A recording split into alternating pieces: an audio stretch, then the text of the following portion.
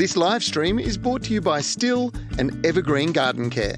Still is Australia's most trusted brand of garden power tools, backed by 95 years of German engineering excellence. To get your hands on their range, visit your local Still dealer today or visit still.com.au.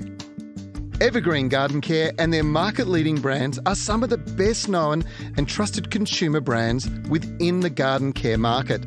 To be inspired and easily create and maintain your garden, head to lovethegarden.com.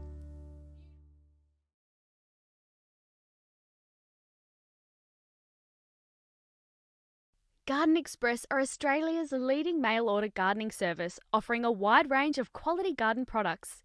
Each week on the Garden Gurus Live, the team at Garden Express will share a weekly offer. So make sure after today's show you jump online and visit their website.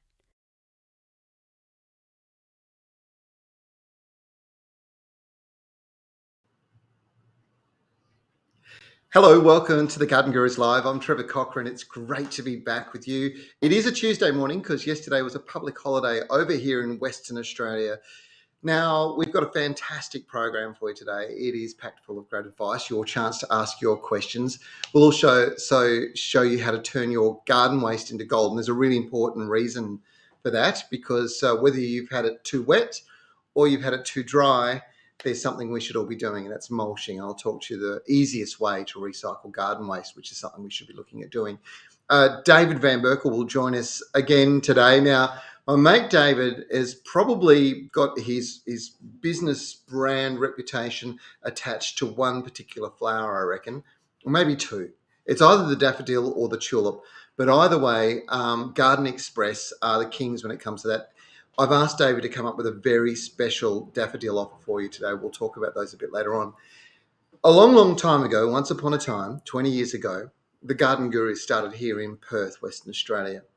Now, it was an interesting start for us because we were right in the midst of a garden television program boom. There were programs left, right and centre. Burke's Backyard, there was Ground Force, there was Backyard Blitz, there was Domestic Blitz, that they were everywhere. Today, 20 years down the line, they're not as common. But the reason we managed to get started here in the West was because of a little West Australian gardening company called Bailey's. They've been around for several generations. And a little bit later in today's show, we're going to catch up with Jen Bailey, not so much to talk about the history, but more so to talk with regards to innovation. And when we got started, it was Jen's dad, Kim, that really got behind us and gave us the support that we needed to be able to produce a program and start something and prove that we were worthy of being able to share our advice. One of the things that was great about Bailey's was the innovation in their product, particularly at the moment in time when there was severe drought, a 30-year declining rainfall pattern in Western Australia, and they were leading the way when it came to innovation. Well, they continue to do so. We'll talk to Jen about what that looks like today, a bit later on. I've got my plant of the week, and as usual, I couldn't help myself. I've got two, but I'll show you one that brings beautiful perfume into the evening and another that's just delicious this time of the year. Of course, we're answering your gardening questions. We've got prizes for you. Don't forget, really important considering the massive challenges we're seeing all over the country with regards to weather conditions. Some states completely and utterly saturated, other states incredibly dry. It does make a big difference. So tell us what state, what city, even what suburb you're in. It really helps. And of course, don't forget, share this with your friends. Hit the like button. It really helps us and it helps your friends all come together, and we make this wonderful community, which is what makes this what would normally be a Monday morning so special. Tuesday morning, here we are. Let me just get into some questions that have been sent in over the last week. Remember, you can, via email or via our messenger side of things, send us pictures of your garden or your garden problem. It does really help. Now, this is Marta in Ipswich in Queensland. Now, Marta said that she and her husband live there. They've got 3 types of grass in their backyard. You can see them actually in these photographs, right? And she's wondering which one would be recommended and how we can make our yard so there's just one type of grass. Well, the thing is, Marta, if you wanted to reduce that down to one particular type of grass. And you can see you've got a broadleaf, a fine leaf, and what I would suggest is probably either a perennial rye or even a nut grass going through. The only way to narrow it down is to mow low and mow regularly, and I mean 2 or 3 times a week. What's going to happen is the dominant grass variety is going to take over. It's just how Mother Nature works her way out. The strongest will always be the ultimate survivor. That could take a year or 2 of work. If you just want one grass variety, the other option is to dig all that grass out and replant a single grass variety. I would suggest I would let Mother Nature do her own thing, and I would let it flow that way. I tend to think that's the best way to go. Okay. Doreen in Victoria. Hello, Doreen. I planted 9 Desert Road seeds on the 1st of Feb in 21. Now, there are 4 that have taken, are doing well. They're about 10 centimetres high. It's about that big. But I know nothing about how to look after them in Melbourne through the winter. Last winter, they lived in the kitchen. Can I keep them outside as they're a little bit bigger? How fast do they grow? And when do they flower? They flower through the summer months. I've just been up in the north of Western Australia in Broome, and the desert rose up there are amazing. They really are beautiful. This is a member of the same family of plants as Dipladenias, Mandevillias, Oleanders, and also Frangipanis. So the Apocynaceae family, you can see the similarity in the flower, beautiful flowers, but with almost like a boab kind of sort of shaped trunk to them. They have this brilliant ability to absorb moisture. And that's the key with regards to treatment in cold weather. They will get through winter quite well, but you have to keep them dry, and ideally in a north-facing window, so they've got a bit of warmth. If they get too wet, if they get too cold, they could develop rot, they will drop their foliage, and they could die.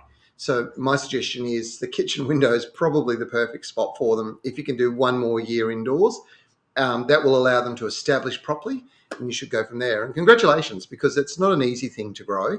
And when you grow things from seed, you get variation. And that variation could amount to all sorts of different colours, shapes and sizes in the flowers and even in the plant. So, yeah, well done. Albert is over here in WA in East Cannington. Hello, Albert. Regarding my azalea and camellia garden bed, I suspect the issue was not only extreme summer heat wave, but also soil pH as well. Now, you've examined the soil and you came back with an 8.5 to 9 pH. Way too alkaline for them. How can I fix the soil to accommodate the azaleas and camellias in the garden bed? Should I dig out a massive hole and replace the soil with acidic potting mix? Should I fix the soil structure instead? Using compost, manure, or sulfur?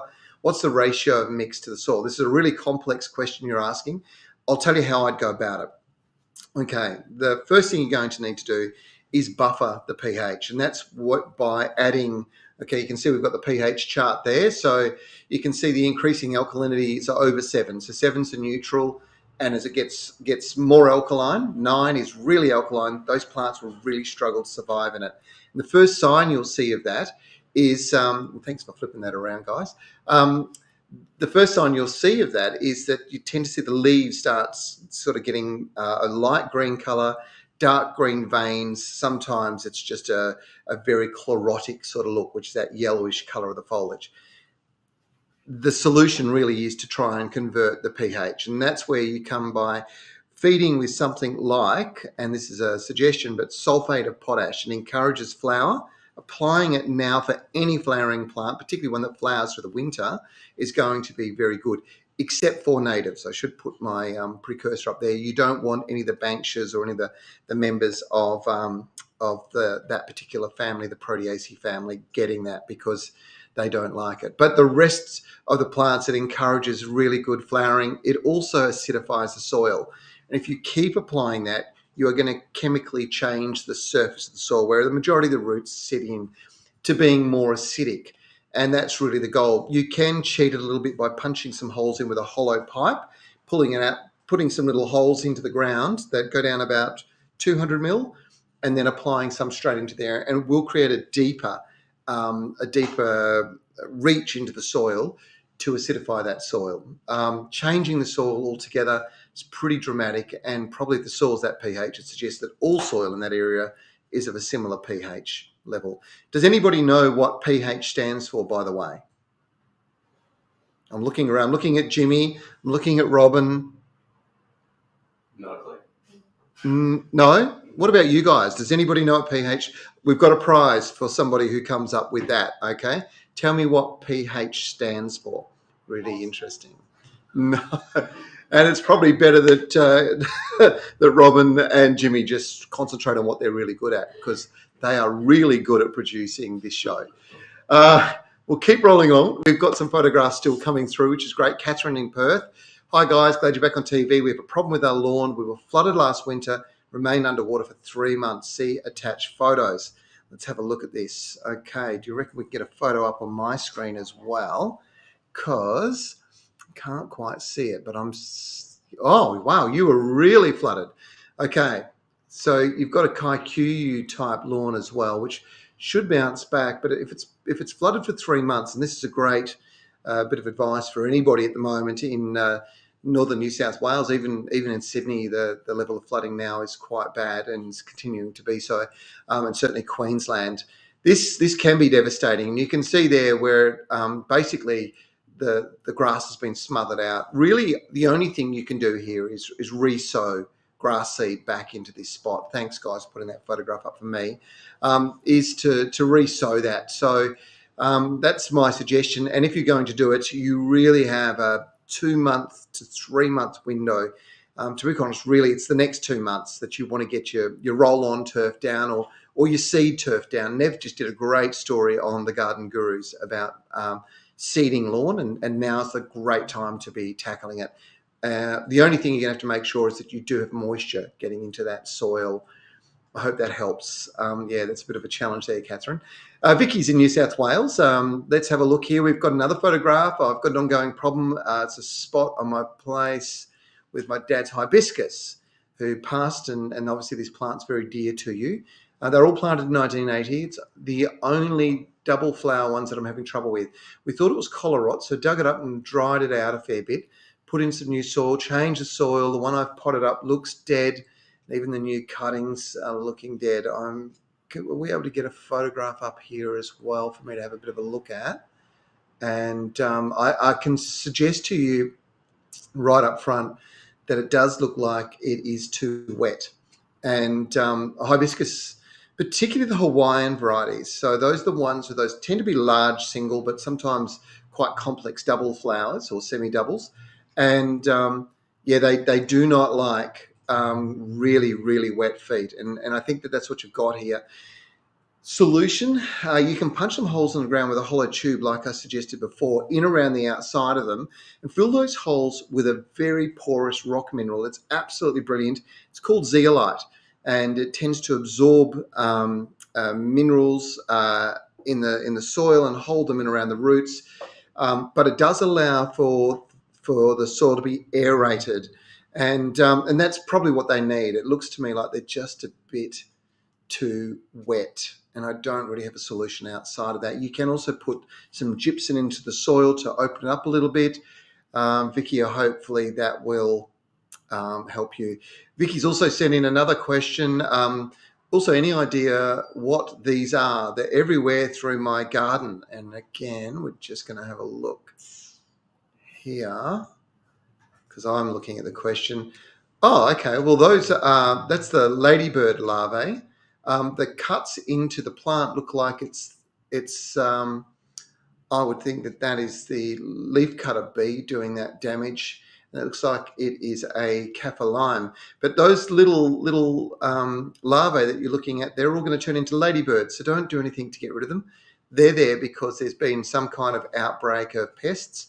And the mums have been in there, laid their eggs. The babies are now hatching. They're about to go into that stage where they will be eating a lot of the pests as well.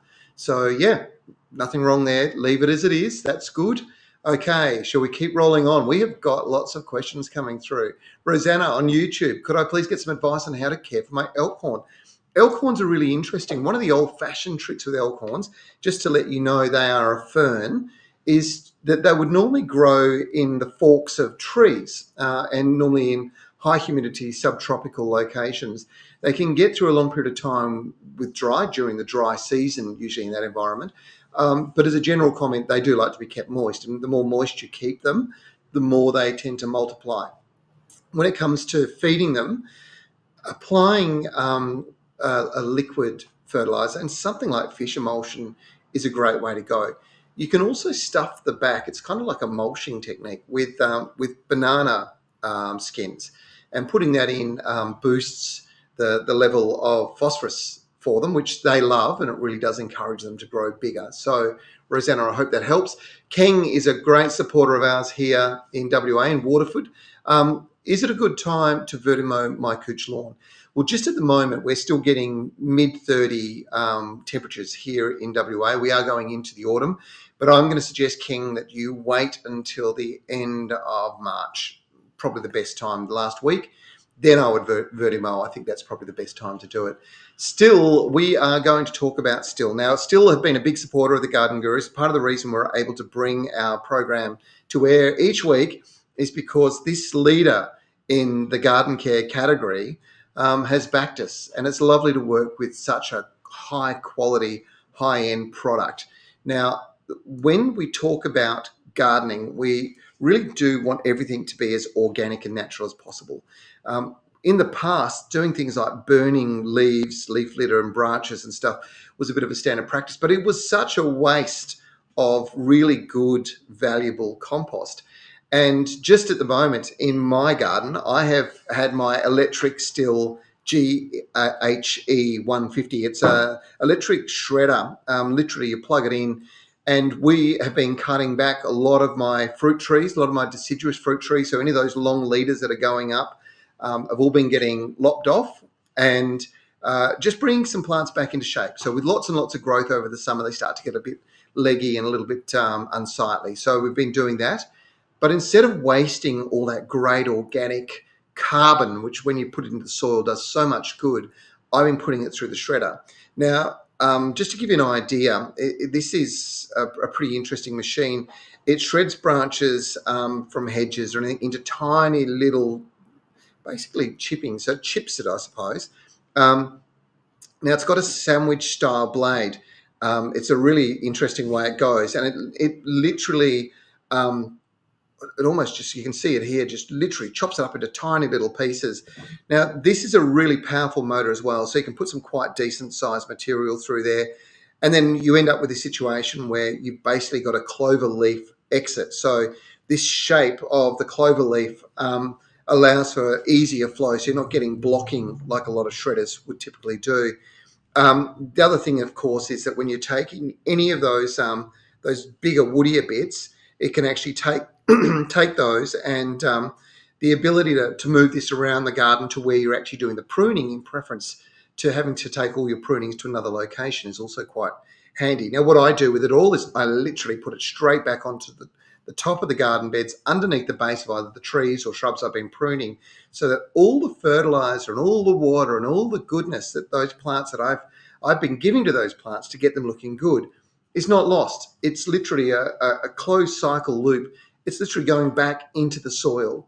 This is really important. So I wanted to mention it. It can actually shred up to 35 millimeters. It's quite a decent size branch that you can put through. But all of this material, once you put it down, is so valuable to earthworms and to the health of your soil, particularly this time of the year.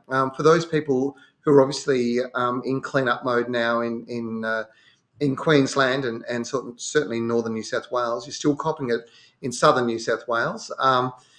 Those people who are cutting back branches and everything else, by throwing this compost on top of the soil, you will really stimulate your garden to bounce back from what's been a pretty big shock when it's so saturated. So this is another way of, I suppose, improving the quality of your soil and helping it. But if you're in hot, dry conditions like Melbourne has had, and certainly Adelaide and Perth, have had some really hot days, this is a great chance for you to be able to, I suppose, hold moisture into the soil. So in Perth, we've had very little rain for over 2 months. And through that period of time, you're trying to get the moisture back into the soil. When you're laying a nice layer of this shredded material over the top of the soil, you're holding the moisture in. It allows all those microbes to be more active, all those beneficial microbes, and all those beneficial soil organisms like earthworms, for example, are able to survive and literally break down that organics, convert it into nutrient that's available to the plant. So within a month or so, you'll start to see an immediate improvement in the health of the plants in your garden bed. You'll see better growth. And we've just got this pocket, this window of opportunity for the next 2 months or so where it is the best time of the year for gardening. There's so much to do and so many things that you can be really successful with if you just get your soil right. And mulching and composting, two best ways to do it. If you've got a huge amount of compost, I'll give you one more little tip. If you've got a huge amount of compost from your shredding process, put it all together in a big pile. So you have your compost heap, and then in layers, lay down some urea. Now, this urea is going to speed up the composting process. You'll literally see, as soon as the rains come in and as soon as you get some moisture in there, you will see literally steam rising out of this. Now, the steam is because the microbes are chewing up all that organic matter and converting it into a fully composted soil that'll just be fantastic for new garden beds. And you can see me laying out some of the compost there at my place. I use this all the time. It's such a valuable resource. And now's the time to do something about it. And if you are going to shred it, which you should do because it speeds up the composting process so much, GHE 150. It's from Still. You need to pop into your local Still dealer. Now, they are the guys that know this stuff inside out. They can talk to you about what it is that you're trying to do, show you the right model. The GHE might not be suitable for your property. They might suggest something else, but you will get all the advice because these guys are the experts, and you will have one nearby. So make sure you check out their website for more information. All right. There's my little soil composting rant for this morning. Thank you for persevering with me. And again, just go back, thanks to Still for their support. Another great supporter of us and what we do here on a Monday, in this case Tuesday morning, is the guys from Garden Express. They are amazing. Rowan and David Van Berkel both work so hard each week to make sure that we've got some really good special offer. Good morning, David. How are you, mate? Yeah, I'm really good, Trevor. And yourself and the team? We're fantastic. We've just come off a really lovely weekend. Weather's been a lot milder than what we've been going through. I think we're still in the mid-30s, but it just feels like the season's changed. And you'll be a few weeks ahead of us with that sense that autumn's here, won't you? Absolutely. Look, last week there was still a couple of hot days, but from the weekend or just before, the mornings are already cooler. And as you say, for us, it's mid-20s now, not the 30s. But, beautiful during the day, but that summer heat has gone, and it really does feel like the new season is upon us. So good times to be had. Good times to be had because this is the time that you start looking at planting out your spring flowering bulbs. How many people look at spring flowering bulbs, those paddocks full of daffodils and tulips and hyacinths, and go, oh, I want to plant some now. And you have to say, no, you don't do it now. You do it in the autumn. Well, we're here. Now's the time to do it, right? Yeah, now's the time to do it. Actually, I just had that conversation with somebody yesterday about, you look at the daffodils, a daffodil day, a great promotional campaign, and obviously springing off the Cancer Council's promotion. But then they ring us up and they go, oh, I want to buy those daffodils. And you can't ship it in a pot because the flowers are just going to break and it's going to be horrible. Yeah, it is a mismatch of when people see it and when you can do it. But absolutely, David, coming up to the time to plant, Trevor. It is coming up to the time to plant. I was about to say to you, I think it's one of those things about us gardeners. Most people don't realise it, but when you become somebody who really understands how gardens work and that those people are very visionary. They have the ability to look forward 6, 12 months and the ability to see beauty well before it's even put down. It is a skill set. It's something that you learn with time through vision and through understanding and general knowledge. But one of the great things about Garden Express is that you don't have to necessarily be that garden expert. If they're visiting your website on a regular basis, you are prompting all the time the things that should be going in at that time of the year, right? Yeah, absolutely. And I think, further to that experience that we have, not every gardener has that type of experience of, to prune a rose back as hard as you and I would prune it. And, the Yep. dormant seasons for your fruit trees and your roses and your flower bulbs. So it can be a bit confusing when, on the other hand, you've got lots of beautiful shrubs that you can plant all year round or go from blooming to greenery and then back to blooming again. So, dormant things are a little bit tricky for gardeners. Yeah, and look, there is no doubt that spring flowering bulbs really are one of the absolute highlights of the gardening calendar each year. If you do displays, and I think one of the things that a lot of people do is they'll do a few. They might buy 5 or 10 bulbs or something like that. And generally they're pretty happy with that, but it's a fairly short season. But if you buy 50 or 100 and you do a big patch of them, a big area, or you run a swathe through a garden bed, like a big line of them coming through, they'll flower for a lot longer for a start. But two, the visual impact is amazing. This is the thing. And on that, yesterday I drove past a place and they had a big line of naked ladies. And it was the belladonnas. They're popping up everywhere. Beautiful, just the single stem with the beautiful, pink flowers. There's some black ones and, just astonishing the way they just pop up without any sort of warning. 3 days, bang, blooms, wonderful. Yeah. So, yeah. And we're a little bit behind you with them. They have kind of actually been in flower here, but typically that is something that I always associate with Easter, the naked lady. It's a fantastic one, but of course now's not the time to be planting it. Now's the time to be putting daffodils in, right? This is correct. So we'll get back on topic. Right? So, at Garden Express, we've got this offer of 50 daffodils. So we've got 25 golden yellow trumpet daffodils and then 25 mixed daffodils put together as a combo with our bulb planting tool, as you can see on screen, which is just a really easy way to get the soil out of the way, the right depth for your daffodil bulbs. Yeah, actually, those planters are sensational. They take all the hard work out of it. And there is a rule when it comes to planting, right? So what's the rule, David?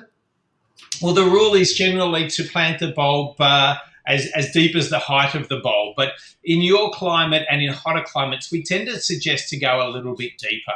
So for me, all bulbs between 10 and 20 centimetres is the right depth to give it the coolness in the heat of summer, but also not too deep that they won't spring up come springtime. Yeah, I think you told me a long, long time ago, you gave me a little rule that stuck in my head, and that was always plant to the depth that's twice the width of the bulb. So turn the bulb sideways, work it being double that, and typically with the bulbs that I get from you, they're around 5 centimetres across, so it's about a 10 centimetre sort of depth, which is actually the full depth of the bulb planter. So push it into the ground, take that out, pop them in the bottom, squeeze the trigger on it, and it lets us all back in. It's never been easier, right? Exactly. And then with the smaller bulbs, a lot of the South African-based bulbs, we call them throw and grow because you can literally throw them on the surface. And with a bit of leaf mulch, they'll throw their roots into the ground and literally grow there and multiply around at surface level. So not all of them need to be that deep, but you kind of can't kill those hardier bulbs as well. But yeah.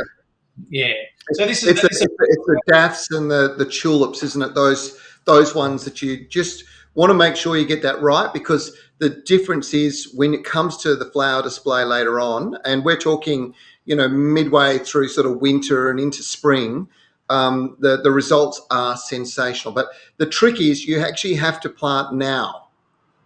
Yes, that's true, Trevor. Now is the time. So Easter is the moon that's fast approaching, and we're into March, so we're at the back end of that really hot temperatures, as you said, even over your way, it's starting to cool down. So getting really ready to stick them in the ground. Let's go. Okay, so let's talk about a deal. You got 25 yellow trumpet, 25 mixed, and a bonus bulb planter. What sort of deal can you do for our listeners today? I'm glaring at Rowan again. We're at $36, 50% off, Trevor, and it's a little bit strange to look at that because I know that we cannot acquire another daffodil from our paddocks. All daffodils are sold for the season. except the ones we've reserved for this offer. Our freezers are almost gone for the season. Spring flowering bulbs are selling like crazy, and there is a limited supply this year, Trevor. Now is the time to get in, David. For people to be able to take up this special offer, what do? They go online? To gardenexpress.com.au, and we've got a nice banner there slashing the daffodil combo with the bulb planter. All right, check it out. And look, while you're there, look at everything that's on the website. There are I was actually, I was doing a little bit of armchair surf. We had a long weekend here over the weekend, and I was busy on the Saturday and the Sunday, but Monday was kind of the first chance I've had just to sit back and relax. And I kind of pulled my phone out, which my kids say, Dad, you shouldn't be on your phone all the time. And normally I can say I was at work. This was all pleasure. I was just going through the website. Gee, you've got a lot of cool plants on there at the moment, mate. Yeah, there's some crazy things that the team are doing, and this is getting a little bit beyond me. And the family here are just going crazy with their resourcing of some beautiful, exquisite plants. And as you saw a couple of weeks ago with the Fertilizer, we've got some legendary stuff coming through. And I'm about to visit a lovely lady tonight. She's in her late 70s, and she's going to throw open her collection to me of some other rare and wonderful things that I can continue on with. So awesome. Hey, listen, I've got a question coming for you. This is from Never Lost for Words via YouTube. Should we pull out fading annuals to plant these bulbs? And how do we know if the spring flowering bulbs have died off over the summer when stored, as it was such a hot summer in Melbourne? Well, you'll know that the bulbs have died off. Your foliage just will disappear and simply be gone. And if you've got annuals in there, even if they're fading, if there's still a little bit of colour, you can leave them, and your spring flowering bulbs will just push through to come up. So you probably won't see too much action on your spring bulbs until the latter part of June or into July. You'll start to see them popping through. But if you've got well-drained soil and you planted reasonably deep, the summer won't have affected them. And the worst the summer will do, particularly in Victoria, is to damage the flower that's stored within the bulb. So if your bulb is shallow and you have really hot baking soil, and I'm talking your soil temperature getting into the 40s, so not a 40-degree day, but consistent 40 degrees, you can kind of cook the flower and have a deformed flower. So there's only probably been 3 years in my lifetime where our fields have suffered, and you can actually see like a lack of daffodils flowering because we had too long and prolonged hot summer. But that's how rare it is that it happens. This was a warm summer, but there was plenty of moisture to keep the soil cool as well. David, I've got, I think I've got this message from you pretty consistently now, and that is that if you're in one of the hotter states, and Melbourne has been getting those long, hot, dry summers, so I'd count Melbourne certainly down on the lower lands anyway, not up in the mountains, but definitely plant them a bit deeper. Adelaide, plant them a bit deeper. Perth, plant them a bit deeper. If you're up in in some of that higher country, you're probably a little going to be okay with a little bit of sort of shallow planting. But it really is an important message, mate, and it does make the world a difference, because I do know that in the warmer states, that when we're getting asked questions about, why did my daffs not flower, that more often than not, it's probably because they were cooked with that sort of late burst of heat that we can often get in March. So if you're going to put them in now, plant them a bit deeper is the key message here, right? Yeah, exactly. Look at all of the bulbs that we sell, they're grown in those perfect climates. The hills where I live, was a massive traditional place to grow tulips and hyacinths, and a lot of those growers have since moved their crop growing to Tasmania, especially for the cut flowers, because they just have a lower temperature summer. So all of our bulbs are grown in the right conditions to flower for you. So you can easily go and put our bulbs into pots, enjoy that spring bloom, but you then must put that pot in a nice cool spot or plant it into the garden so that bulb can regenerate over the next year to reform good flowers and make some babies. Awesome, mate. You guys, you nail it every week. This is a pretty impressive deal. To look at this in context, 25 pack of yellow daffodils, 25 pack of mixed daffodils, that's 50 bulbs, plus the bulb planter for just $36. It's 50% off the $72 price. Great deal. It's obviously not going to last very long. You've already given us a hint that most of the daffs have sold out for the season. Now's the time to get in. gardenexpress.com.au. David Van Berkel, you've done it again. Sounds great. Angry face Rowan's way, but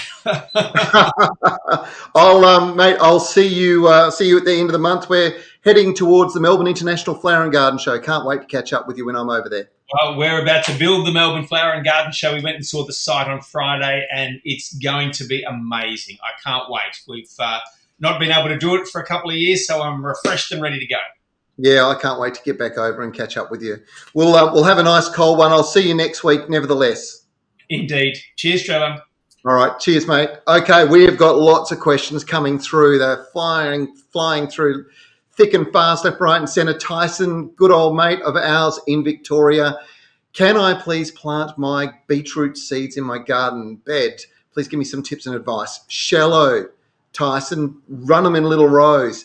Sell them. They're quite a large seed, those beetroot seeds. So just spread them across the top and then scratch over. What I often do is I'll just use the end of the actual handle of a hoe and run a line, scatter my seeds in that line. Then I'll just scratch back over the surface, a very small amount, and water it straight away. And they will take off. And it doesn't take long for beetroot to be ready to pick. So if I'm guilty of anything at home, I don't sow them regularly enough because we use beetroot all the time. It is such a great thing to enjoy. Kathy's in Adelaide. Hello, Kathy. What's the best product to start to get rid of weeds in Santa Anacouch? There are more weeds than lawn. Well, I'm going to give you 2 tips. The first thing is if you want to avoid applying chemicals, so in this case, herbicide, the simplest way to do it is to mow regularly. And with Santa Ana, it loves being mowed on a regular basis. If you mow it twice a week, you'll probably wipe out about 80% of your weeds. Certainly all your broadleafs will all disappear. Some of those fine leaf weeds can be a little bit of a problem, and that's where you can use a weed and feed. Now, this is where you're going to use a weed and feed for fine leaf. So not the buffalo version, but a fine leaf version. That's the standard traditional weed and feed. But I wouldn't do it just yet. I'd leave it for about another month. I'd get mowing twice a week, every week.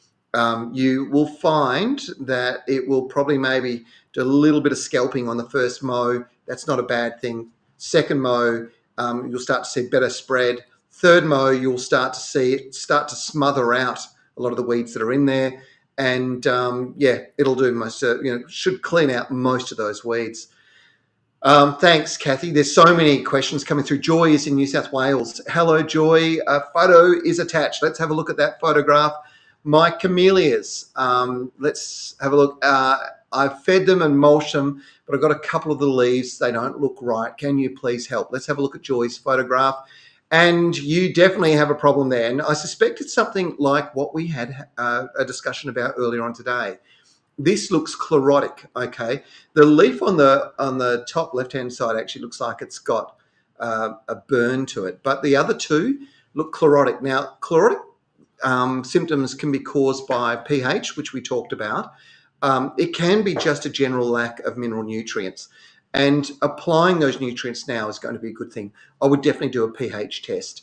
The other thing that could do, and it's that leaf on the top left-hand side that has me most concerned, is they don't like being overly saturated, and sometimes you can get that kind of effect on a leaf. And I wonder whether that might be part of the problem, Joy. Are they getting too much water? We know how much rain you've been getting in New South Wales. Sometimes you can get that effect. My suggestion is use a high quality camellia and azalea fertilizer. Really, really will make a big difference to it. And feeding them regularly now. You don't want to overfeed them, but feeding them small amounts on a regular basis makes the world of difference to their performance. If you feed them too much, and you need to be aware of this, often that'll force growth instead of flower.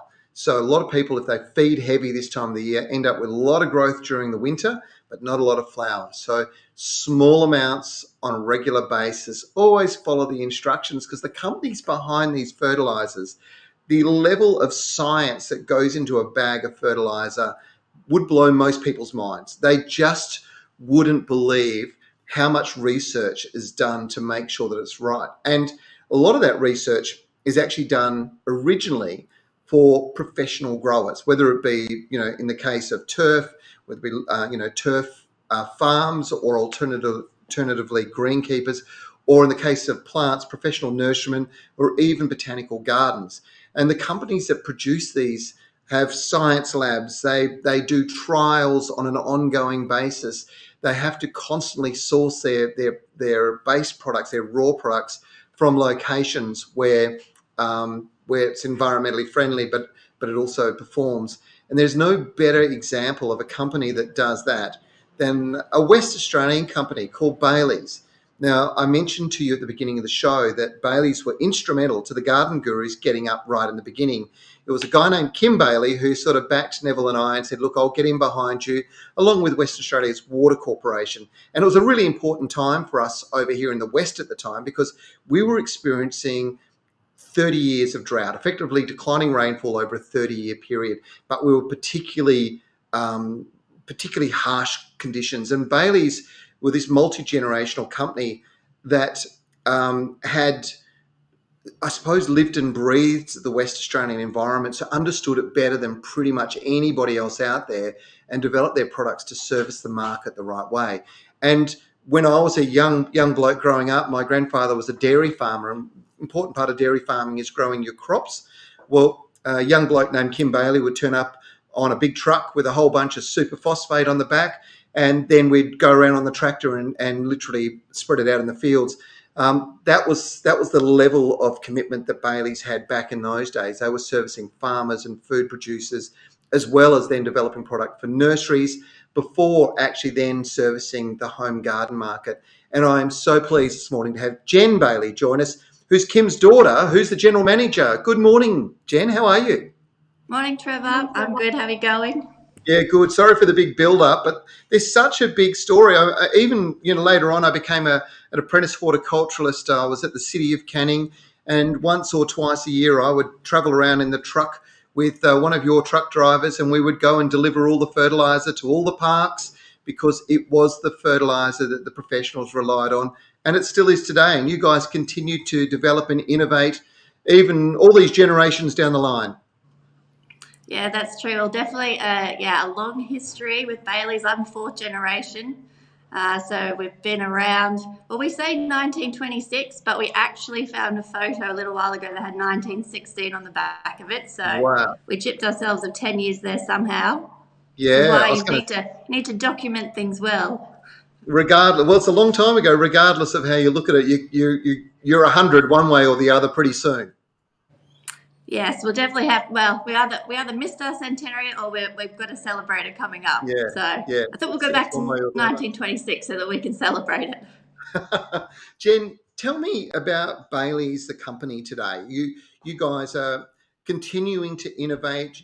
I mentioned before about the amount of science that goes into garden products, and very few people would realise that. You and I are working on a project at the moment where the Garden Gurus is going to be building a farm on top of a major hotel in the centre of the city of Perth. Just to do that, we had to develop a special type of soil. The amount of research work you do before anything ever hits the market, I don't think people understand how astounding it is. Yeah, well, you definitely hear people occasionally say, oh, it's just dirt. It's just dirt in a bag of potting mix, but it couldn't be further from the truth. If you've ever seen the list of testing that we do to manufacture a product to Australian standards, which is that AS3743, it's a full list of tests that we do, and we do that list of tests on every batch once a month. So every new batch that we make once a month, we do the full suite of testing on it, and then for every batch that we release, we do specific release testing. So mainly making sure it's the right pH range, because we don't want it to be too alkaline or too acidic, because that's going to affect obviously nutrient uptake and things like that. And also we test EC as well once a month, which is electrical conductivity. So that's an indicator for us to make sure we put the nutrients in that we wanted to, so we can actually tell if it's too low, that we haven't put all the nutrients in that we wanted to. So that's a quality check for us. It also tells us that we've blended it consistently and we've got a nice even mix as well. So yeah, there's a lot of testing that goes on. We have a lab here in Kwinana. We manufacture everything here in Kwinana, where we've got quality assurance and quality control chemists working for us to ensure that consistency of supply. It's pretty amazing, and recently you've become a part of the Evergreen family, and Evergreen prides itself on these amazing high quality products that I suppose predominantly in the beginning service the commercial industry. So commercial growers can't afford to fail; they have to have consistency all the way through, and then when there's that level of trust, the ability then to convert that into a product that a home gardener can use to get better results is an amazing opportunity, and there's no better example of that at the moment than what you guys have done with the brand new range, the Turfect range. Yeah, that's right. So we've just released a new range called Turfect. It's a new range for lawns, in particular lawn addicts, which is a bit of a craze that I'm sure we've seen sweeping social media. We're taking our fertilizers now to the next step. So this range is completely biologically enhanced. So there's beneficial biology in every product. And that's where we're really focusing now. Back in the day, I think it was more around what's the best analysis we could get out of a product. Now, as we were saying before, we're looking at the soil science. How do we boost that soil microbiome so we get the maximum uptake of the nutrients that we're applying to the soil? We don't want them running off and getting wasted and ending up in our waterways. We want them in the plant doing their job. Yeah, and when I was a young bloke growing up in the industry, it was all about the agronomist's analysis of your soil and what you were lacking and what you needed to add. What we didn't understand probably well enough then, or maybe we didn't place enough importance on it, was that biome in the soil. And now we're talking about how do we get more of those beneficial microbes into the soil, and how do we then use them to improve the uptake of maybe the existing mineral base as well as those additional supplementary minerals, aren't we? Yeah, exactly. So in this range, we have a product called Biowish, which is a range of proprietary fermented bacillus, and they act in specific ways that are beneficial for our soils here in WA. So like you say, the existing nutrient profile in the soil, it might not be actually available to the plant. It might be locked up because of certain factors.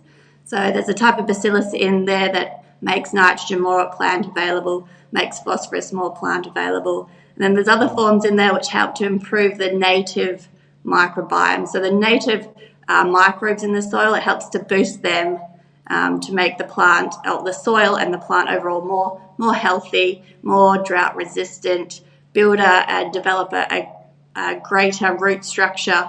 And as we know, if we've got a healthy root structure, we can absorb more nutrients, take up more water, access more of the good stuff.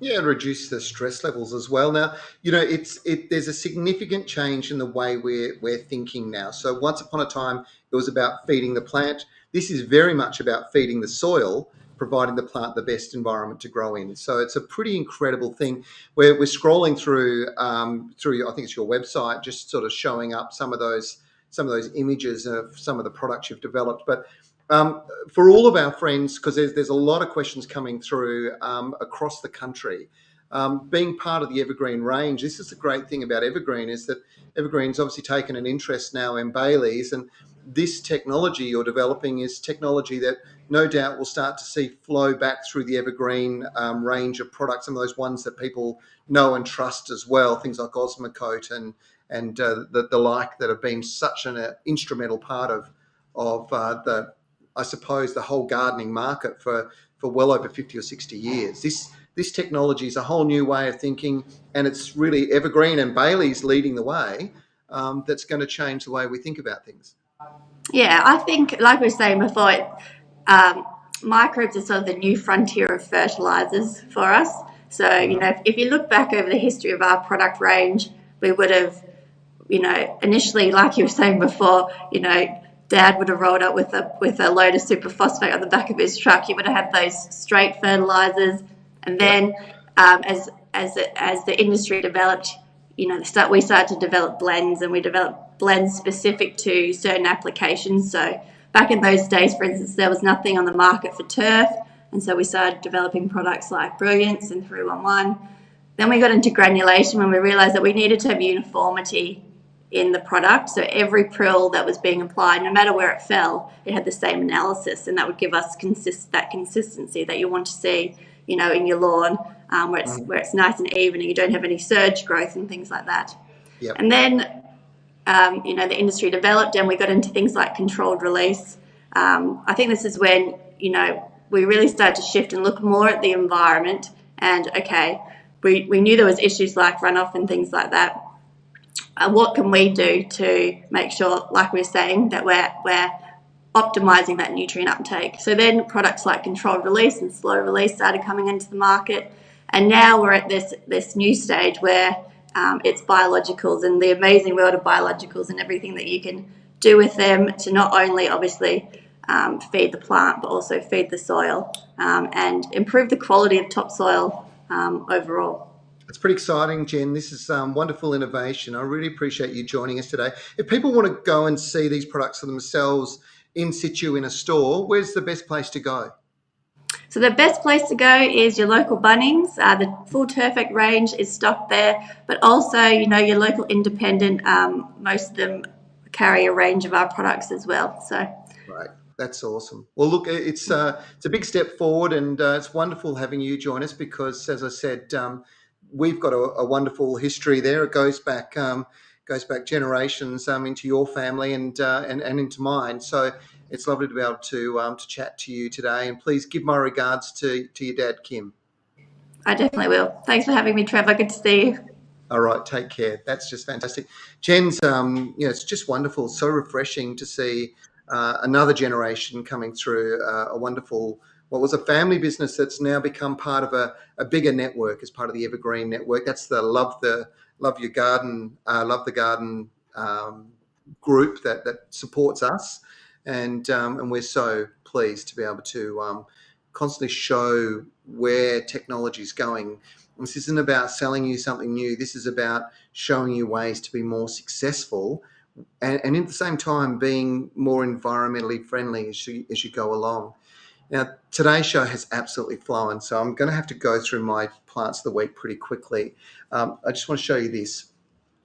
You will look at this and you'll probably say, look, that's really nothing that exciting. And even during the day, I've just literally lopped a branch off. During the day, this is probably not an awful lot. It's a shrub that gets to about 3 meters, probably the biggest one in my garden. I have it strategically placed near the deck area where I spend a lot of time outdoors with my family. And the reason I love this is called Cestrum Nocturnum. It's the night flowering jasmine. And these little inconspicuous flowers that I'm showing you right here, they don't really look like much, but boy, oh boy, do they pack a punch when it comes to fragrance. The perfume from these at night is just mind-blowing. And so I wanted to recommend that you keep your eye out for this in your local garden centre. You'll find it. It'll be sitting in the shrub section. As I said, it won't look like anything until you plant it, until it flowers, and then you'll just be blown away. Cestrum Nocturnum, the night flowering jasmine, beautiful shrub in my garden that's just hitting its straps at the moment. And folks, I wanted to ask you about these. Have you got these growing at home? I've got a heap of grapes. This is one of those flame seedless varieties. This is one of the experimental varieties. It is so sweet, no seeds, absolutely beautiful. Are you growing grapes at home? How are they going? Now they are obviously hitting their straps here in my garden. I'm sure they're probably producing fruit in yours. Grapes tend to have quite a few problems, and I've certainly got my fair share with these guys. So I've had a bit of powdery mildew on them. I've had a bit of botrytis because I had so many grapes that I didn't thin them out early enough. So I had some that kind of went off. But for my family, we're able to, off the pergola that we've got, able to produce a huge amount of fruit, more than we can eat and consume. And it's one of the highlights of the late summer, early autumn in my backyard. Have you got them? Are you growing some? What's your favourite variety?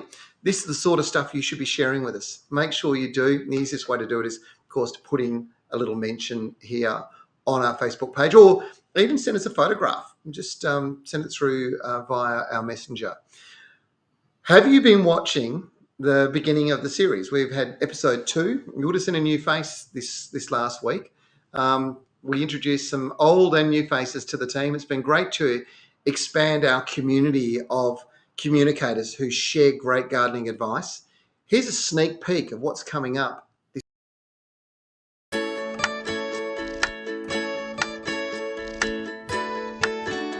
Now, applying fertilizers at this stage will ensure that they continue to grow and be strong and healthy. A scarifying rake is just the tool for the job. It's got very strong steel tines and they're curved and there's a hook at the end. Here are my 3 tips so we can attract honeybirds and honeybees into the garden.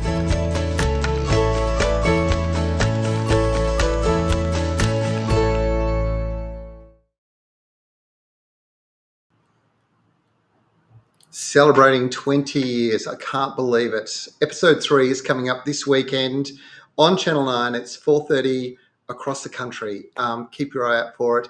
And of course, there will be repeats on 9 Life, and you can watch it whenever you want on 9now.com.au. If you missed last week's show or even the week before, that's the best way for you to be able to catch up with those past episodes. And thank you so much for your support over the 20 years. It's so appreciated. I'll tell you what we'll do. We'll get through a few more questions. We have been jam-packed full of information. I'd love to hear what you think about the program today. If you've got some thoughts, share them with us. Good or bad, it's okay. We're trying to shape this to deliver all the information you want to know and to hear and to see and to learn. Now, Irene is in Adelaide. She sent us a photograph. Nobody seems to know why this is happening, so I've decided to ask your expert advice. Thanks, Irene. No pressure on me here. I planted a Hebe emerald green. I've lost 5 so far. 2 more are looking like they're also dying. Is it the soil? You said it's all new soil. It's got a lot of nutrients in there. You mulched it with who-flung dung. I'm not sure what that is, but I'm assuming it's some kind of manure-based fertilizer. And my other new plants are all thriving. The only ones that are suffering are the Hebes. Can you tell me why? Let's have a look at this photograph. It might help us. And I can tell you what it is straight away. Okay, so you've got a bit of it's probably a twofold thing that's going on here. So there's a bit of stress on them for a start. Hot, dry conditions, not unusual. But this dying off bit is being caused by a collar rot. Basically, it's a fungal infection at the very base of the stems, and it's literally going to kill off the plant in patches. And the only way to treat it is a product out there called Yates Anti-Rot. You can buy it, mix it up in a watering can, which is the way I treat these guys, and drench it because you want the whole plant and the roots completely drenched. Hebes are a little bit susceptible to that, and it's got something to do with heat stress in our environment. Most Hebes will grow really well in places like New Zealand, but when we're here, if you're in, say, Victoria, they'll be fine. Tasmania, they'll be fine. WA, Adelaide, New South Wales, same kind of problem. And it's really got to do with the stress, and then this what appears to be a fungal infection gets in and knocks them for 6. So, yeah, I'd hit them with a fungicide. I'd probably leave it for a week and then apply a wetting agent. The soil does actually look like it's wet, and you've mulched it, so you've done all the right things. Hopefully that helps. But sometimes there are some plants that are just not really meant to be growing in our environment. And I'm afraid those Hebes are probably it when it comes to yours. Hannah is in Southeast Victoria. And again, video and photo attached. My Cymbidium orchid has yellow and brown on the tips. It's outside in a south-facing position. Please help. Let's have a look at it.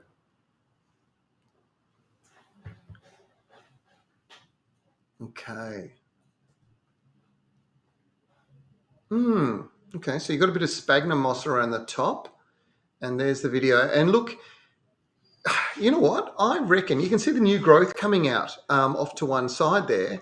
I actually think that your plant is growing out of that damage. That damage you're looking at is on the old leaves. So I think you've got it all right.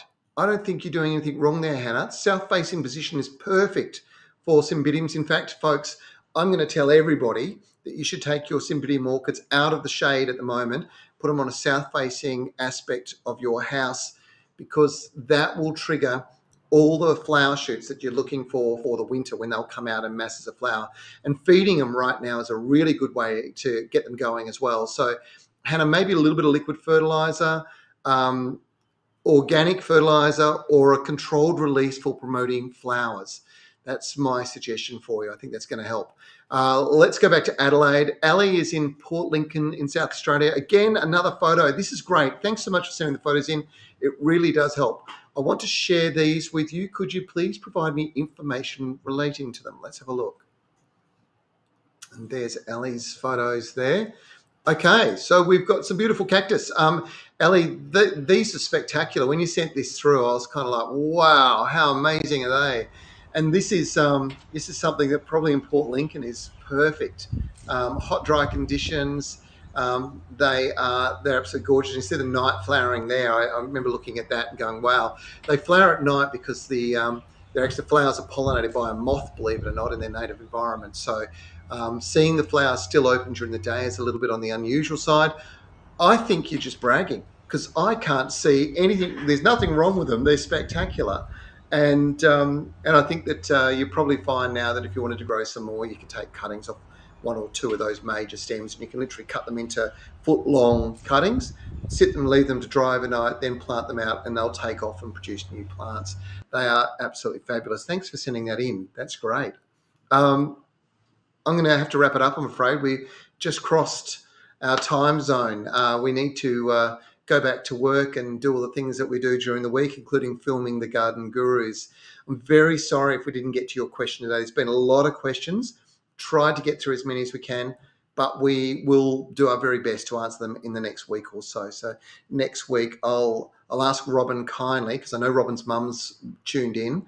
I'll ask Robin kindly to make sure she allows us to answer more questions, and then her mum can ask questions. In fact, Jimmy's mum can ask questions as well. They're both welcome to do that, as well as you and your mum as well. Thank you for joining us. For those people who've won packet seeds, Robin will send you through a note after the show. I'm going to be back on Monday next week for another session of the Garden Gurus Live. It's 12 p.m. Australian Eastern Daylight Time and 9 a.m. for WA viewers. Don't forget, get your video submissions in. We love those videos. It's great. Send them in. Get them in by this Wednesday, though, if you could. So get the phone out and go and have a bit of a walk around and video the things that you've got questions about. We'll choose 2 this week. Remember, state your name, state and suburb, and, of course, the question that you've got. And remember, if you've got any questions at all, in fact, if you want to do some research, jump on our website. You can also catch up on previous stories from the Garden Gurus at thegardengurus.tv, or our YouTube channel, which is thegardengurus.tv. And if you want to listen back to today's live stream, all you have to do is head to Spotify, Apple Podcast, or Audible, and you can actually listen to this when you want, as you want. It is fantastic. Please don't forget, join us this Saturday at 4:30 p.m. local time to catch episode 3, The Garden Gurus. In our 20th year, it's our autumn series. Make sure you check it out. I'm Trevor Cochrane. And thanks, Jimmy and Robin, for your contribution again today. Happy gardening, everybody. Have a great week. This live stream is brought to you by Still and Evergreen Garden Care. Still is Australia's most trusted brand of garden power tools, backed by 95 years of German engineering excellence. To get your hands on their range, visit your local Still dealer today or visit still.com.au. Evergreen Garden Care and their market-leading brands are some of the best-known and trusted consumer brands within the garden care market. To be inspired and easily create and maintain your garden, head to lovethegarden.com.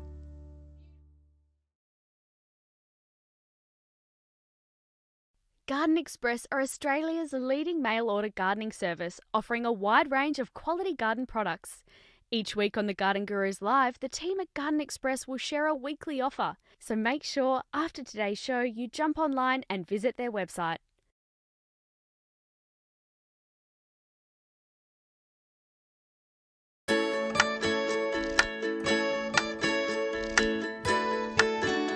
Now, applying fertilizers at this stage will ensure that they continue to grow and be strong and healthy. scarifying rake is just the tool for the job. It's got very strong steel tines and they're curved and there's a hook at the end. Here are my 3 tips so we can attract honeybirds and honeybees into the garden.